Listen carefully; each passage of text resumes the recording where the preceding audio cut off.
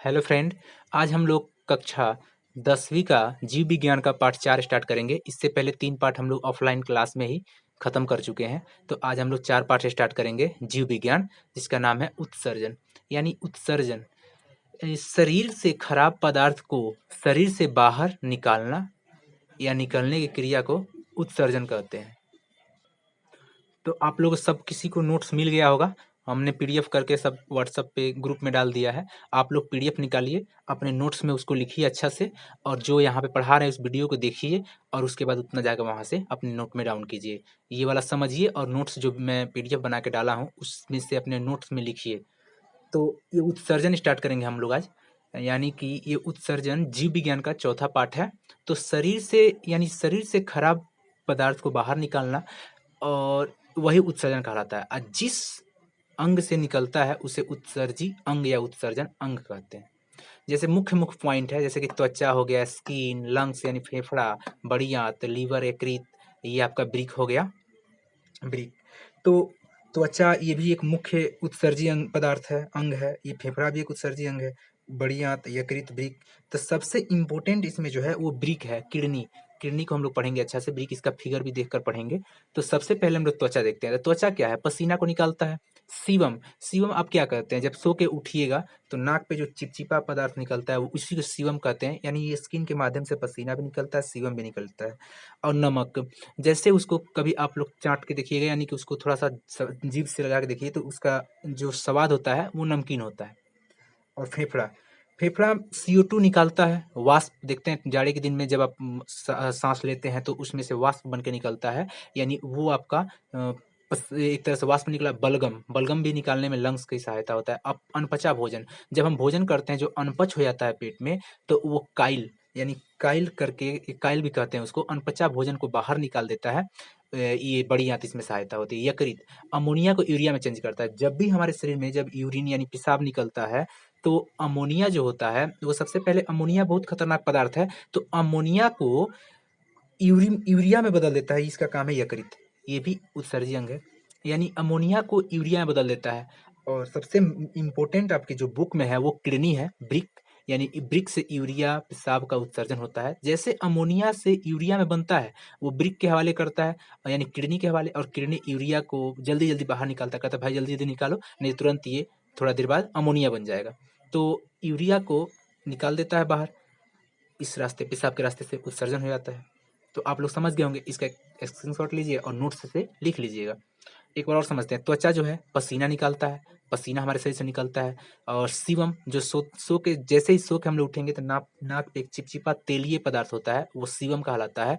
और इसको जब भी आप चखिएगा जीभ के सहारे तो नमकीन लगता है। यानी कि त्वचा जो होता है हमारा, वो पसीना, सीवन, सीवम और नमक जैसे पदार्थ को बाहर निकालता है। फेफड़ा CO2 हमसे बाहर निकलवाता है, O2 लेता है और CO2 निकाल देता है। वाष्प, यानी ठंडे के दिन में देखे होंगे आप लोग कि वाष्प हमारे मुंह से बनकर निकलता है, तो वो भाप के सहारे निकलता है, बलगम निकाल देता है। बड़ी आंत क्या होता है? यानी बड़ी आंत, जो भी हम भोजन करते हैं तो अनपचा भोजन को काइल, यानी काइल के रास्ते से भोजन बाहर निकाल लेता है। तो ये भी एक उत्सर्जी अंग है। यकृत जो है हमारा, तो यकृत क्या है? यकृत यानी लीवर, अमोनिया को यूरिया में चेंज करता है। यानी बहुत ही खतरनाक पदार्थ है अमोनिया, उसको अमोनिया से यूरिया में चेंज करता है। यूरिया थोड़ा सा कम खराब पदार्थ है, तो यूरिया को यूरिया क्या करता है? वो ब्रिक यानी किडनी, किडनी तुरंत यूरिया को पेशाब के रास्ते से बाहर निकाल देता है। और जैसे ही आप देखे होंगे कुछ दिन के बाद, जैसे ही थोड़ा देर अलग हो जाता है, तो यूरिया बहुत तेज महकने लगता है, जिसके कारण यूरिक जो होता है अमोनिया में चेंज हो जाता है। यानी तुरंत ब्रिक क्या करता है? यूरिया को पकड़, अमोनिया को जैसे यूरिया में चेंज किया यकृत, वैसे ही ब्रिक किडनी क्या करेगा? यूरिया को बाहर निकालेगा तुरंत। जैसे ही तुरंत बाहर निकलेगा 2-3 घंटा के बाद से क्या होता है? वो यूरिया से अमोनिया में चेंज हो जाता है, इसीलिए पेशाब बदबू करता है। तो आगे हम लोग समझते हैं। अब ब्रिक, इसमें जो सबसे इम्पोर्टेंट है वो हमारा ये ब्रिक है। तो हम लोग ब्रिक को थोड़ा अच्छा से चित्र के सहारे समझते हैं। तो आइए अगले टॉपिक पे बात करते हैं। यानी कि सबसे जो प्रमुख हम लोग का था वो था ब्रिक। यानी ब्रिक का इंग्लिश शब्द होता है किडनी।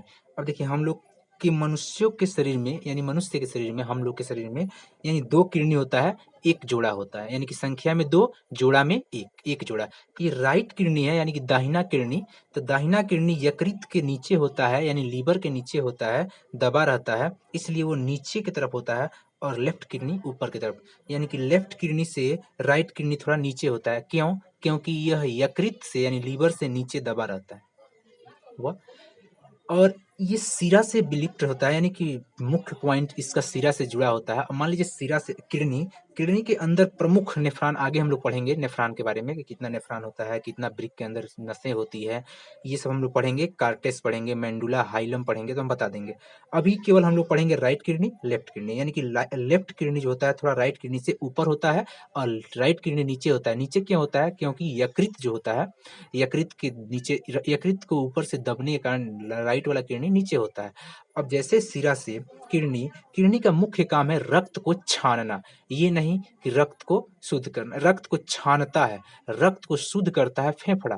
ये नहीं कहिएगा कि रक्त को शुद्ध करता है किडनी, नहीं, रक्त को केवल छानता है। जैसे कि आप लोग क्रीम देखें, दूध में जब भी क्रीम निकालना होता है तो छन्नी से अगर उसको मह के निकालते हैं, यानी कि जो मुख्य पॉइंट होता है निकालना, यानी कि ये सब चीज निकालता है, उसमें से खींच लेता है, छान देता है। छान के कहाँ भेजता है? मूत्रवाहिनी में। और मूत्रवाहिनी में जैसे ही भेजेगा, वहां पे प्लस्ट करेगा, और प्लस्ट करने के बाद से मूत्राशय में यहाँ पे मूत्र इकट्ठा होता है और मूत्र मार्ग से बाहर निकल जाता है। यहाँ तक आप लोग को समझ में आया?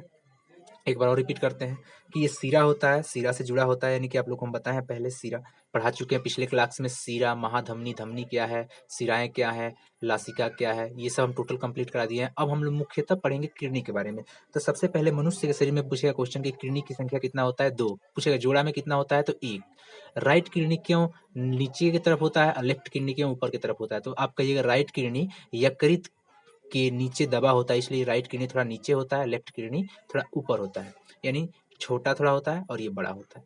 यानी मूत्र वाहिनी में जैसे ही इसके अंदर से खून छानता है, कहेंगे खून को यानी रक्त को छानना किसका काम है?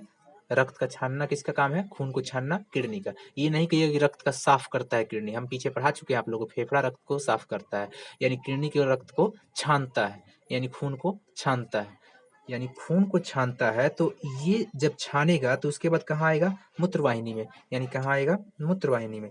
और जैसे मूत्रवाहिनी में आएगा, उसके बाद ये मूत्रवाहिनी से मूत्र जो होगा यानी पेशाब होगा, वो कहाँ आएगा? मूत्राशय में, और यहाँ पे इकट्ठा होगा। इकट्ठा होने के बाद से मूत्र मार्ग से बाहर से निकल जाएगा। ये समझ गए आप लोग? इधर देखते हैं। ये सबसे पहले क्वेश्चन पूछेगा, सबसे प्रमुख अंग उत्सर्जन के लिए कौन है? तो हम कहेंगे किडनी, ब्रिक।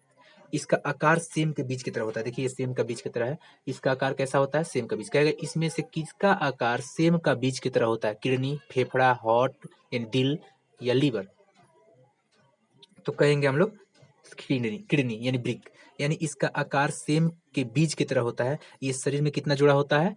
एक जोड़ा होता है, संख्या में 2 होता है, संख्या में 2, जोड़ा में 1। भार इसका, इसका क्वेश्चन ये बार बार पूछा गया है कि किडनी का भार कितना होता है? तो 140 ग्राम, 140 ग्राम। झिल्ली, जैसे हम बताए थे कि फेफड़ा पुलरुला नामक झिल्ली से घिरा हुआ है, वैसे ही पेरिटोनियम झिल्ली से फेफड़ा घिरा हुआ है, सॉरी किडनी घिरा हुआ है। आप याद रखिएगा, कभी भी पूछेगा किडनी किस झिल्ली से घिरी हुई है, तो याद रखिएगा पेरिटोनियम झिल्ली से किडनी घिरा हुआ है। ब्रिक का आकार ठोस होता है, गहरे भूरे लाल रंग का होता है। इतना क्लियर है आप लोग का? नोट्स से ये समझिए और नोट्स से लिखिए, अपने नोट्स में डाउन कीजिए और उसको पढ़िए बार बार। एक बार और हम समझाते हैं कि मनुष्य के शरीर में किडनी की संख्या 2 होता है, यानी ब्रिक, हिंदी में ब्रिक पूछता है, इंग्लिश में किडनी। तो आप दोनों याद रखिए, किडनी और ब्रिक। ब्रिक 2 होता है, जोड़ा में 1 होता है। किडनी का काम होता है खून का छानना, ये नहीं कि शुद्ध करना, केवल छानना। क्योंकि हम आप लोग को हार्ट, धड़कन पढ़ाए, दिल पढ़ाए, उसमें सब कुछ बता दिए हैं कि कहाँ किडनी, कहाँ पे रक्त को साफ किया जाता है, कहाँ से कैसे चेंबर में मतलब पलटी होता है। ये आपका किडनी है। अब कभी आपसे कोई पूछे दायां किडनी क्यों नीचे की तरफ धंसा होता है, कहेंगे लीवर के नीचे होता है, यानी लीवर के झुकाव के कारण ये नीचे हो जाता है, और लेफ्ट किडनी जो होता है थोड़ा ऊपर होता है। ये मुख्य किडनी का काम क्या है? खून को छानना, और खून छानकर इसमें जितना भी यूरिक होता है सब मूत्रवाहिनी भेजता है, और मूत्रवाहिनी जो होता है मूत्राशय में इकट्ठा होता है और पेशाब के रास्ते मूत्र मार्ग से निकल जाता है। सबसे प्रमुख अंग पूछेगा तो कहेंगे किडनी। अब कहेगा किडनी का आकार कैसा होता है, ब्रिक का आकार कैसा होता है? तो सेम के बीच की तरह। एक जोड़ा संख्या होता है, यानी एक जोड़ा होता है, संख्या में 2 होता है। भार इसका 140 ग्राम। किडनी किस झिल्ली से घिरी होती है? तो कहेंगे पेरिटोनियम झिल्ली से। पेरिटोनियम झिल्ली से। ब्रिक का आकार कैसा होता है? ठोस होता है ब्रिक, गहरे, और किस रंग का होता है? भूरे और लाल रंग का होता है। यहाँ तक समझ में आ गया? यहाँ तक नोट कीजिए, स्क्रीनशॉट लीजिए, आगे हम लोग समझते हैं। तो इसके आगे हम लोग समझते हैं कि ये थोड़ा एक किडनी को अलग हम करके बता रहे हैं कि किडनी के अंदर कैसे कैसे इसका कौन सा पार्ट होता है, कितना पार्ट होता है, कितने पार्ट में बटा होता है। तो ये 3 पार्ट में बटा होता है।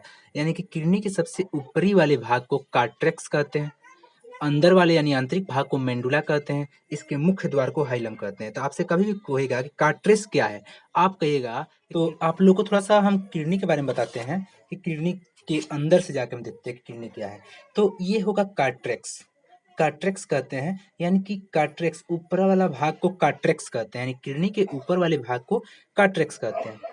किडनी के आंतरिक भाग को मेंडुला कहते हैं या मुख्य द्वार को हाइलम कहते हैं। आपसे कभी भी क्वेश्चन पूछे कि कार्ट्रेक्स क्या है, तो हम कहेंगे कि किडनी के ऊपरी वाली सतह को कार्ट्रेक्स कहते हैं, यानी बाहरी भाग को कार्ट्रेक्स कहते हैं।